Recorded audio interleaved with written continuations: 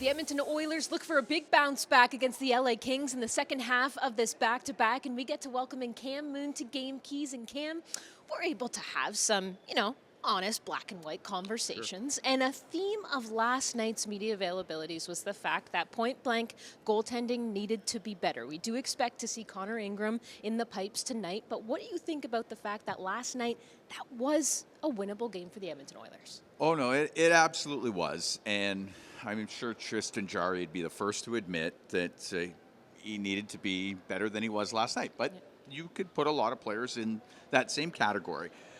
I'm not going to get too fired up about the whole thing, only because it was the first game in 3.5 weeks. Yeah, something to that effect. And did I expect it to be a little bit sloppy? I did, and it was both sides. I thought both teams did a really good job of giving up a lot of chances.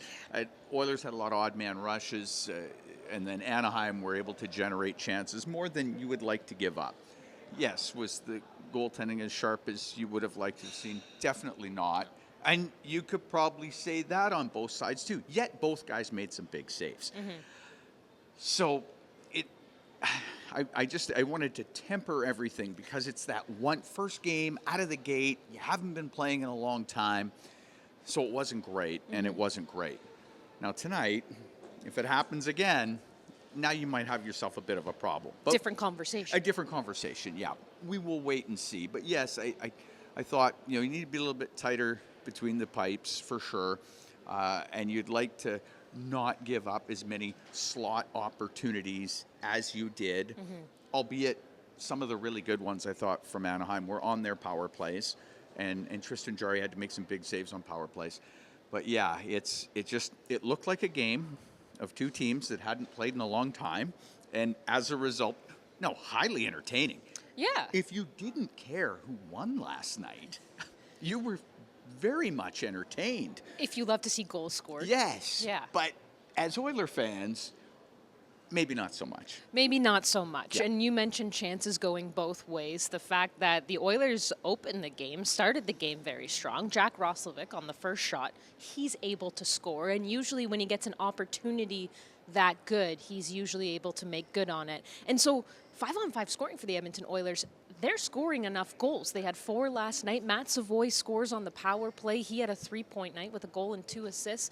So there is that offensive production. It's maybe more so on the defensive side where the Oilers need to tighten things up. Yeah, and I think that's what made yesterday's game, is both teams weren't super sharp defensively. So there was plenty of chances. And the Oilers have, as we know, we watch them all the time, they are able to, more often than not, generate a fair bit of offensive opportunity. Yeah.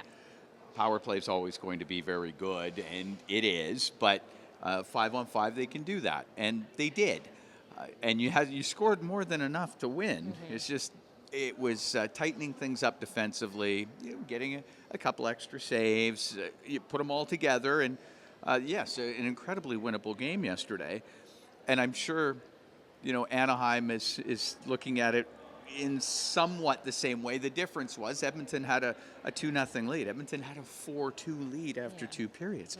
It's when it all falls apart in a third period like that it's a really tough pill to swallow. So tonight, for me, and again, you're playing a team that maybe isn't quite as offensively dynamic as Anaheim, but they do have Panarin as a newer player that has come in and has added some life and some vigor to the Kings. I know Fiala out with injury right now, but tonight Edmonton has to tighten things up. So we'll build on that a little bit because the Edmonton Oilers and the Los Angeles Kings come into tonight in a very similar situation. Second half of a back-to-back, not necessarily happy with what happened last night. Of course, like we've talked about, Edmonton falling to Anaheim, the Kings falling to Vegas. The Kings were also leading heading into the third period, so they also squandered the lead. But like you said, a lot of different offensive firepower. What do you expect to see from the LA Kings that the Edmonton Oilers need to be aware of? I think both teams are going to be tighter defensively. I don't think it's going to be quite as run and gun as we saw last night. And that's more typical of an Edmonton-Los Angeles game, I think. Yeah, those are always great. They are always great. We do enjoy them, especially in the playoffs. So I expected it to be a little bit tighter, yes, for the Kings, and they were playing a Vegas team that had a bunch of regulars out of the lineup. It looked, from LA's point of view, like a winnable game, but they've struggled at home. The Kings have had trouble on home ice. Played well on the road, haven't been great at home. Darcy Kemper didn't play last night. Expect him to be between the pipes, their number one guy for the Kings.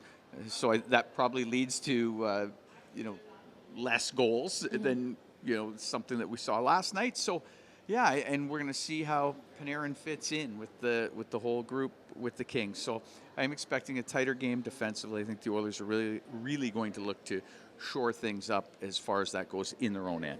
One thing's for certain is that we know that there's going to be some great hockey tonight here in LA, and the fact that we keep going back to this, but it's true, with just now 23 games left in the Edmonton Oilers season, and the race within the Pacific Division just keeps getting tighter and tighter, a smaller and smaller window. Cam, thank you so much. Thanks for having me. All right, Oil Country, we'll see you tonight here in LA. Can't wait.